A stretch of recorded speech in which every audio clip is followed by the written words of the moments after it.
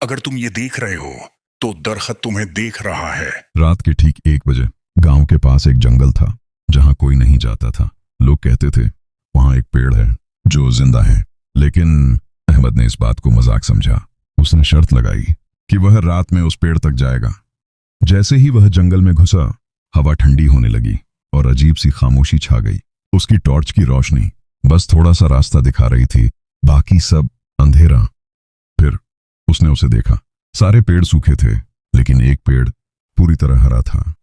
अहमद हंस पड़ा, बस यही है वो पेड़। लेकिन जैसे ही वह पास गया, पेड़ की शाखा खुद ब खुद हिलने लगी। अहमद रुक गया, ये हवा नहीं है। अचानक पेड़ की छाल पर एक चेहरा बनने लगा और फिर एक आवाज आई, तुम वापस क्यों आए हो? अहमद डर गया, कौन है? सामने आओ। तभी पेड़ की जड़ें जमीन से बाहर निकली और उसके पैरों को पकड़ लिया। वह भागना चाहता था, लेकिन जमीन कीचड़ बन चुकी थी और उसे नीचे खींच रही थी।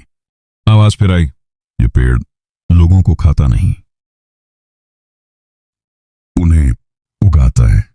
अगली सुबह गांव वाले उसे ढूंढने आए, लेकिन अहमद कहीं नहीं मिला।